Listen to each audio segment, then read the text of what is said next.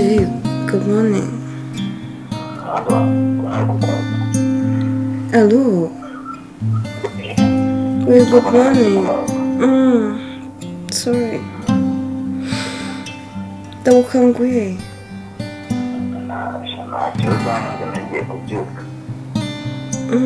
Okay. Usinzira neza se chérie?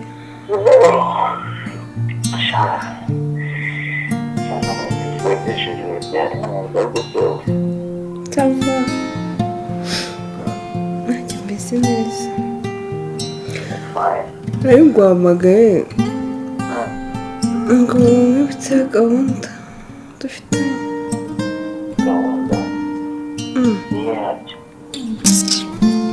Isi gahunda dufitanye sesta ntabwo uyizi.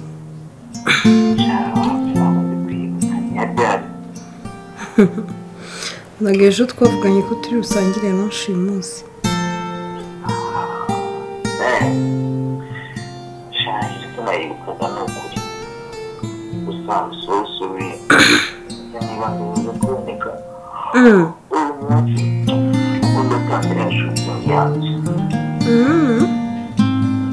Batangira uyu munsi se?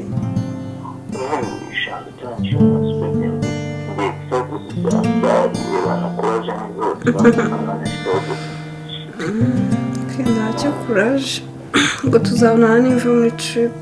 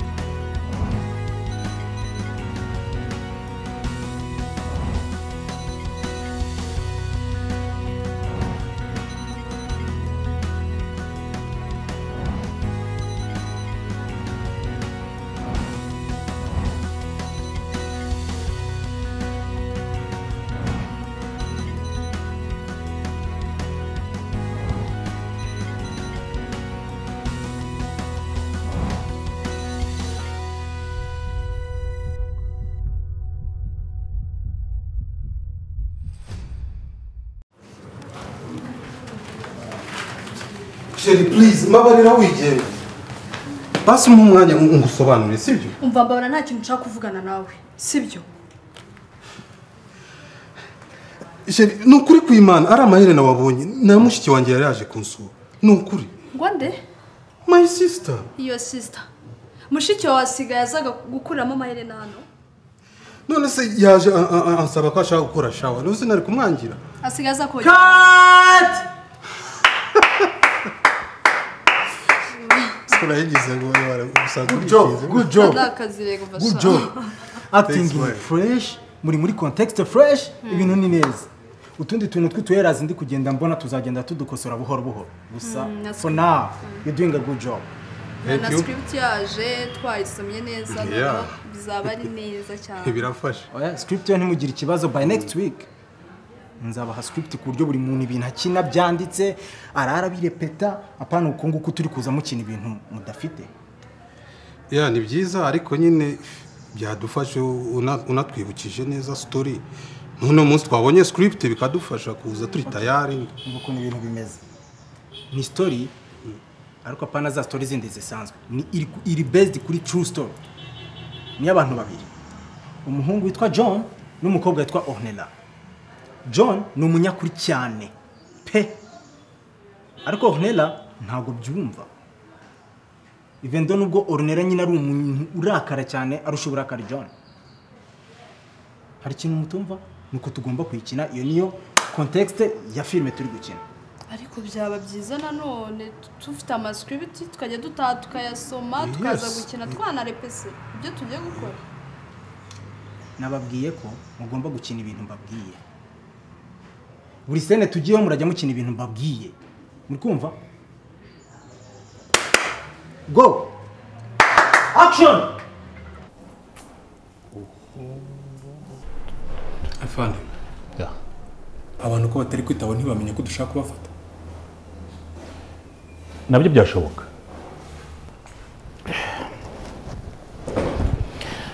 Jada agomba kuva hariya. Jada ava hariya? Yeah. Oya ntabwo bishoboka. Nabyo ntabwo bishoboka. Jada agomba kurangiza iminsi yandikiwe hariya. Cyo kuhava byo ntabwo birimo. Ariko ubwo ziko buriya bari abantu bamenye ko ari hariya. Jada yahura n'ikibazo gikomeye cyane. Agomba kuhava. Iriya tripod bayimpaye amasaha 3. Mu masaha 3 tugomba kuba twamaje gufata image zose ziri stable. Izindi turaza kuzifata handheld. Uri kubyumva? Ariko dufite ikibazo. Wa mugabo Ornella ntabwo ari bubashe kuboneka. Ngo iki? Yavuze ko projet yacu itari seriye kandi ngo hano dukorana na script dufite.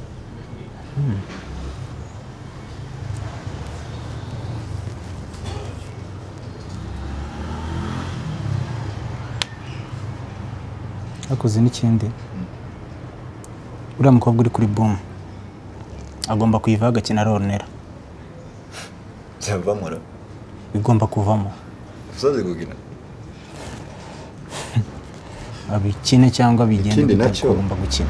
Turetse no ko yabazi gukina. Ese twamukoresha kandi uzi ko ari uwo twatangiye gukoresha scene twashotinze. Urumva continuity tutaba turi kuyica. Anije nawe ni director. Agomba tugomba kuzisubiramo zose. Ariko ibitekerezo mfite numva twakwigisha uriya mu baby man akagaruka. Kuko atagarutse tugakomeza dukora bimwe twasanga turi gutakaza umwanya wacu n'amafaranga y'ibyo gusa. Umva mwana, ntabwo uri kunyigisha mu kazi kanjye, uri kumva? Amafaranga na yanjye, projet ni yanjye, ntabwo nshaka umuntu uza kuntegekera mu kazi kanjye. Uri kunyumva neza? Ornella arawo nshaka kwaba we. Ntabwo ugomba kuntegekera mu kazi kanjye. Kandi ikindi niba byabananiye, mumbwire mugende, hanze hari abantu bakeneye akazi benshi cyane. Uri kunyumva neza? Jya mu kazi.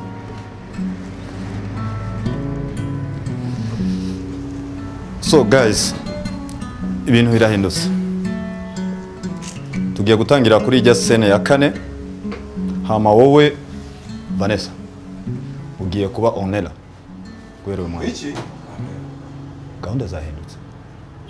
Boss niko abishaka.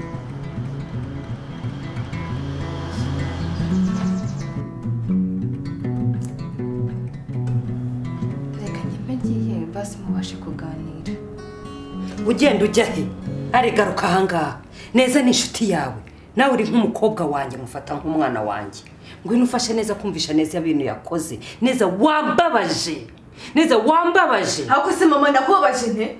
Washakaga ko ngomba kukwicara mu maso facture yongera uko bwije uko bukeye. Nta mafaranga dufite. Menya ko nagombaga gukura ubufasha nabuhakuye. Neza ntabwo ugomba gukura ubufasha kwa Silveri narakubwiye ngo. Urumva? No gukira nabireka sinkire. Ariko simbona ubufasha bwa Silveri. Mama nguki? Menya ko nanjye aho byasaba ubufasha hose najyayo. Ariko nkabona ukize. Nkabona uvuye muri ibi bitaro mama. Ariko neza kubera iki ko ari inyangamugayo bigenze bite? Injira. Injira.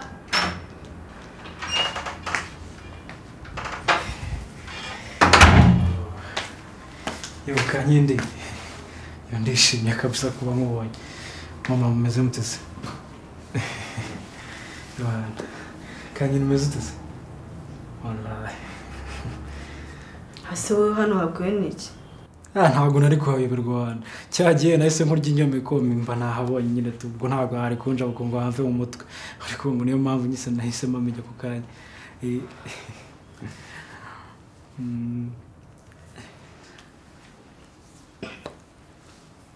Reka tujye kuganira hanze mama ntabwo akunda ibintu by'akavuyo. Okay, sawa murakoze cyane mama. Sawa sister wanjye.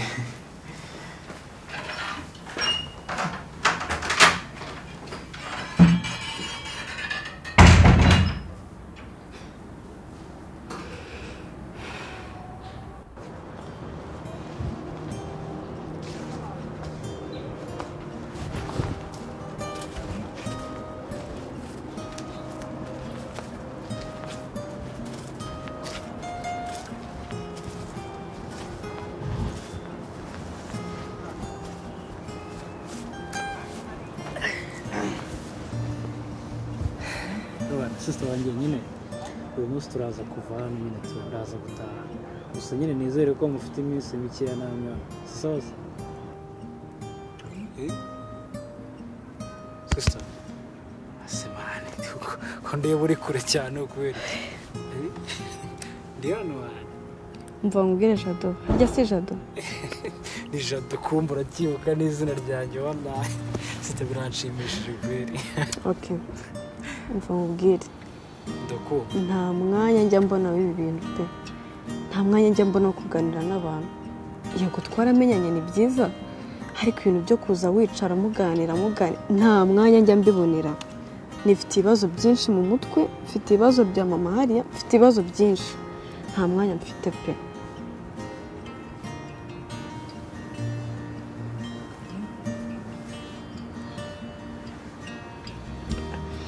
okay umva nkubwire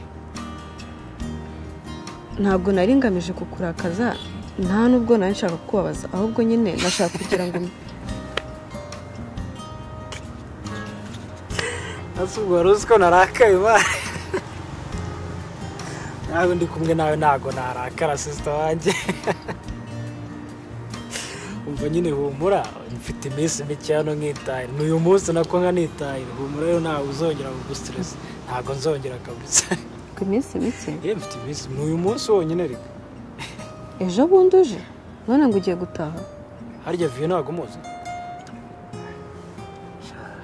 viye ni umuntu ufata imyanzuro hakiri kare kandi akayikomeraho we niyo yavuze ngo ntahe ubwo nibyo gusa nyine nari mfite ibyumweru 3 hano ariko umuperi yavuze ati ugomba gutaha nanjye rero sinari kumwubahuka ntagomba gutaha ariko ubwo nyine nahise mfata umwanzuro tu. Ese wari uzi ko indwara zishingiye ku buzima bwo mu mutwe ari zimwe mu bibazo byibasiye urubyiruko? Mu Rwanda izi ndwara ziterwa hanini n'ikoreshwa ry'ibiyobyabwenge, ihohoterwa, ibibazo by'imibereho, ihungabana rituruka ku bikomere bya jenoside yakorewe abatutsi ndetse n'ibindi. Bimwe mu bimenyetso biranga uburwayi bwo mu mutwe harimo kwiheba, kwigunga, guhangayika, ihungabana, guhindura imyitwarire haba mu mvugo, mu mitekerereze no mu mibanire n'abandi. Ubaye ufite kimwe mu bimenyetso by'indwara zo mu mutwe cyangwa hari ukuri hafi ubifite, egera abaganga b'indwara zo mu mutwe bakorera ku bigo nderabuzima cyangwa uhamagare ku mirongo itishyurwa y'ibigo bitandukanye bitanga ubufasha ku buzima bwo mu mutwe. Nk'uko twita ku bindi bice by'umubiri, ni nako tugomba kwita ku buzima bwo mu mutwe. Duharanire ko urubyiruko rw'u Rwanda rubona amakuru n'ubufasha bukwiye ku buzima bwo mu mutwe. Ubu butumwa mubugejejweho n'umuryango wa GARG ku bufatanye na Mastercard Foundation n'umuryango Imbuto Foundation. Oyaga none se ugira ngo ndakubeshya, yewe amafaranga nahise nyishyura rwose, nahise nyishyura da singibi se reba hano igiteranyo ni iki ngiki. Urumva muyo banyishyuzaga harimo ay'imiti, hakabamo ay'ibitaro, hakabamo amafaranga y'ibiryo, noneho harimo n'amafaranga ngo y'abantu bakora, ariko ngo nabamukurikirana bamuganiriza ngo kandi abenshi n'abazungu, niyo mpamvu nishyuye benshi ni 1,500,000 ntarayishyuye ngewe rwose. Koko Sylvie urabona utarakoze igikorwa kizima, iki gikorwa ni indashyikirwa n'ukuri. Erega buriya umwe mwe mutabanye neza, iyo hajemo ikibazo nka kiriya ibindi byose urabyirengagiza kuzuza inshingano zawe, kuko umuntu yarwaye rwose ibintu byose bindi bishyira ku ruhande. Buriya umuntu arwaye rwose uramufasha, ukamufasha akivura, aho rwose wakoze igikorwa kizima. Ariko reka nkubwire muyobozi, buri usibye abasebya Silveri batamuzi, ariko munyandamutsa Silveri ngewe buriya iyo hari ikibazo gikenewe gukemurwa nanjye kandi nkaba bishoboye, njye ni deregite ntabwo ntinzamo rwose. Oya rwose wowe wakoze igikorwa cyiza, aho rwose kabisi amanota oya ko si n'ibyo gusa, ntabwo ari ibyo gusa, buriya hari n'ikindi. Urabona ibi bikorwa byose by'iterambere byo mu kagari, buriya ngewe mbirimo neza. Umuganda nzajya mwitabira, ariko nkangurire n'abandi kugira gute kuwukora. Noneho na mitiweli ntitwivuze dufatanije, noneho n'ibindi, noneho kurwanya bwaki n'amarazima, imirire myiza nabyo mbirimo neza, turye neza, biso byose mbirimo neza, nkafatanya n'abandi pe.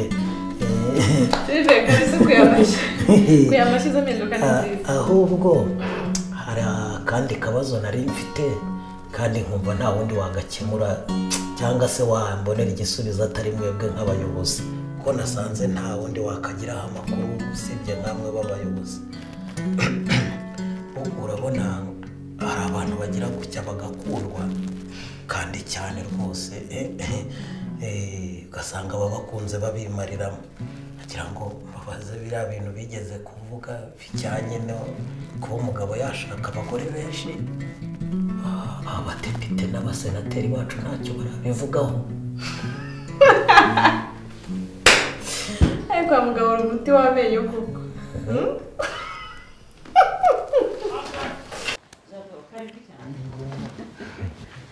Ako se ihute cyane iki gikapu. Siri. Iyo valise yijyane mu cyumba cya Jado kandi uhategure neza. Tegurira. Jado karibu. Sibyo?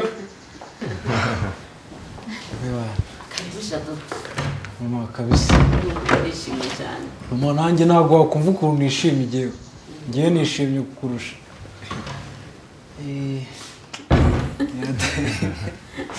Muri macurobona. Mwangara tuganire gato rero ko yamumbashe kujya gufata amasa. Papa.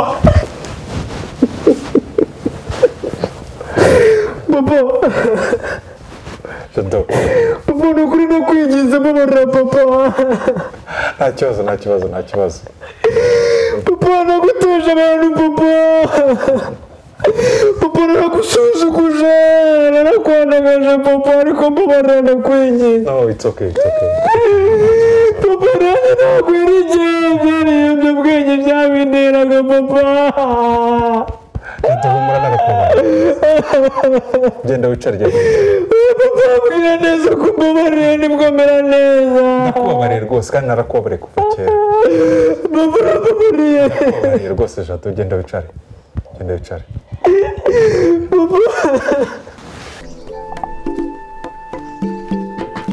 Ntaye se noneho neza mugiye kumugabirikira.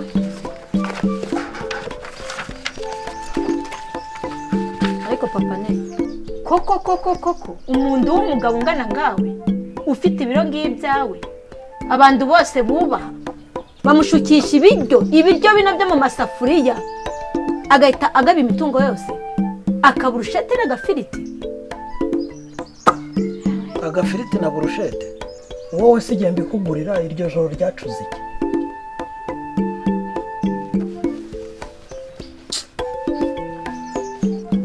Umva rero ngusobanurire niba ari imitungo yanjye tumuvuga utyo. Imitungo ni iyanjye ngomba kuyigabanya abana banjye uko ari 5 na neza wa 6 hariho n'uwa 7 nako. Ariko wari uzi n'ikindi kintu utazi bakuraze. Vuga ibyo ushaka. Ariko genda neza waba umugome umuntu aratinyuka akibagira papa we. Ariko waretse ayo magambo urimo kuvuga ku mwana wanjye. Neza ni umukobwa wanjye gabanya amagambo rero. Ariko ibigambi iki? Ndakumvugira umwana rero. Ejo ndagwavuye hano uri muzima ukagenda wagera ugatangira gutagaguza agari amafaranga gose. None dore n'ubutangiye kugaba ibintu by'imitungo. Aho se batakuraza nihe? Neza yagushiriyemo kandi nuko utari kubyemera. Ahubwo nguye gushaka ukundu nakurogoza. Ndana ubwana burishije ikiyika ahubwo ni n'igitiyo. Ahubwo nguye no gushaka ukundu najya no kukurogoza. None umuntu ari kubikubwira ukigira umuntu umuhatari ndugirwa inama ndi wumva.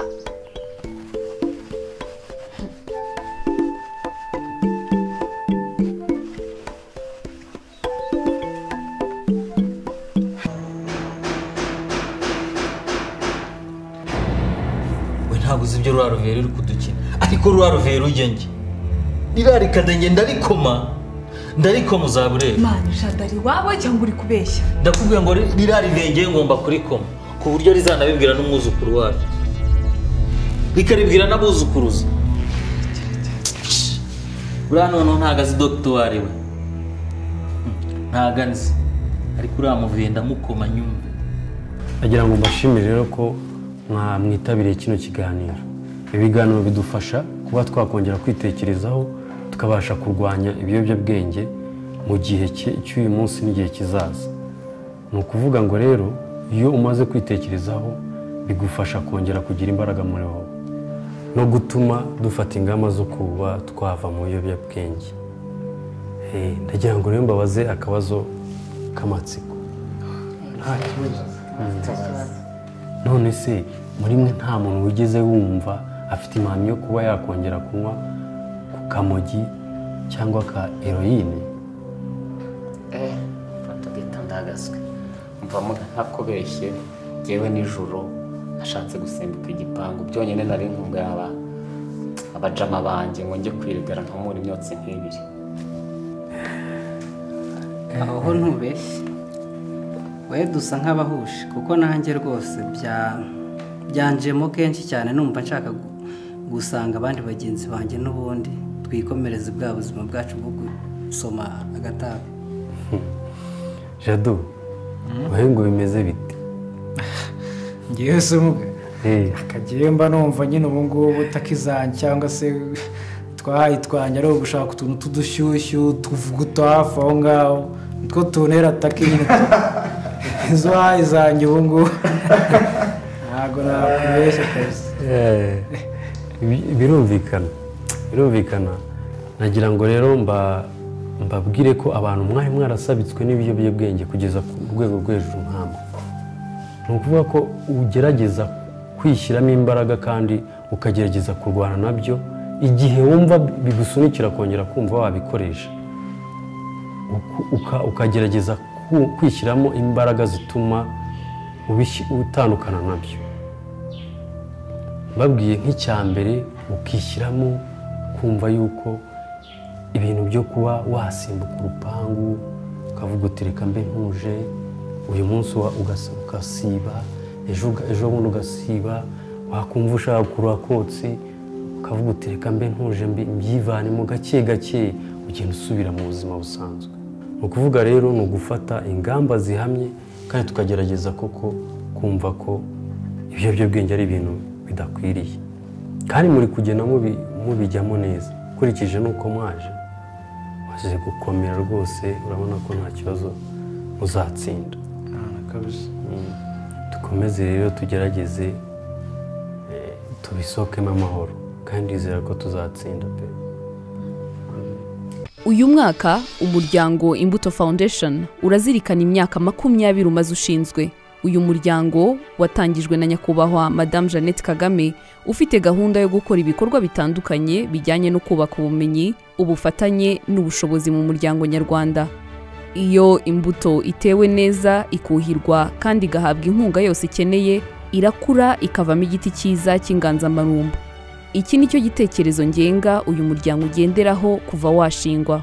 Ibi bikaba bigaragara mu bikorwa uyu muryango wagezeho kuva mu 2001 byuzuzanya n'umurongo mugari washyizweho na guverinoma y'u Rwanda wo kubaka umuryango ushoboye kandi utekanye, haba mu bijyanye n'ubuzima, uburezi no kubaka ubushobozi bw'abagore n'urubyiruko.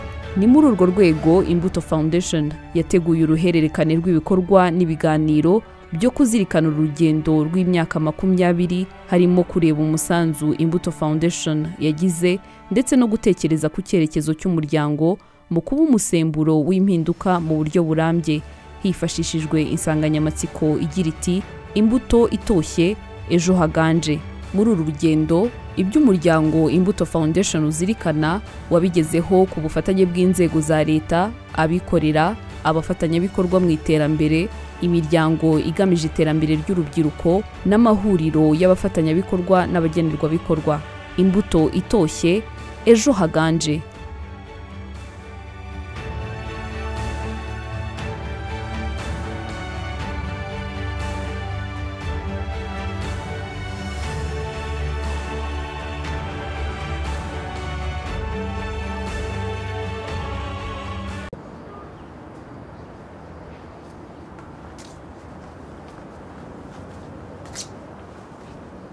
akusene ni gute mwana uri hano kweki wenyine umeze gutyo wenyine kweki waje nzaza se niturira hano basi nje ngutera story umvaye uhagaze wigunze kuri kwima sawa gereka brag zawe kuko we ngiye mbwira zaze niturira hano basi tujye twiganirira usana hano bakwifuza kuba hano se ariko hano fresh byasa hano se ni hano ahubwo rutari ha niba ariko ahantu za umeze nabi uri hagati y'urupfu bakakuvura ukagenda wakize ni nko mu ijuru bw'ijuru ariko da nabyo nibyo nibyo kabisa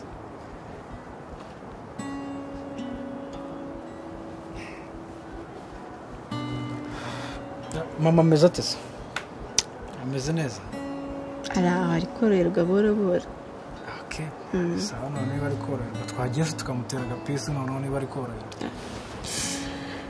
byari byiza ariko nyine arasinziriye gusa twamukangura oya ntabwo twamukangura mureke nyine mu bwonko bwo naho butaha tuzajya tumureba ubutaha sibyo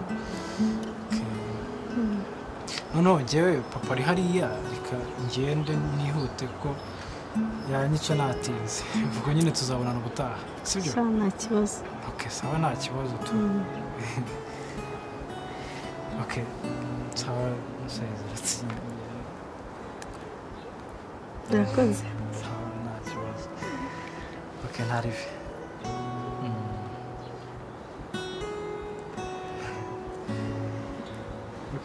bibe byiza sawa urakoze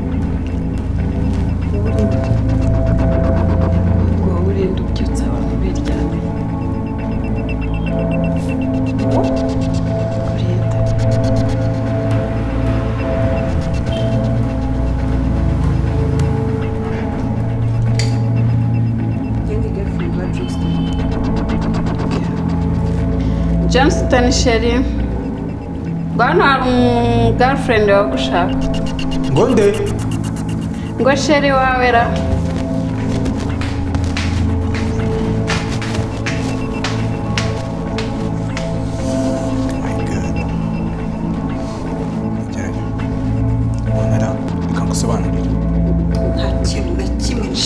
mbabara ntega amatwi Ornella mu buzima bwawe n'undi munsi Jose sinshaka kuzongera kumva kandi nkakubwira urakoze Ornella mbabarira nkubwire mbabarira wanteze amatwi kumva n'undi munsi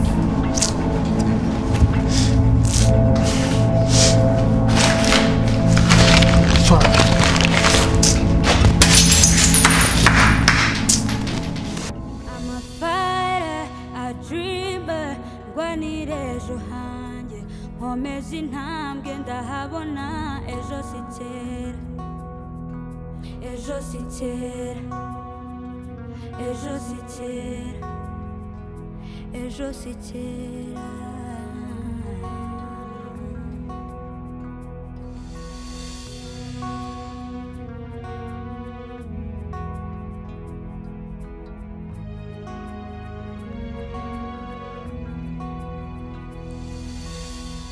akazuba kazarasa ikizere kirahari ejo umucyo uzaza nigurukire ibuka za nzozi wari ufite ukiri muto birajya ashoboka wazigeraho akira ukuboko tugeraneyo burya ejo si kera twigendere tugere ibicu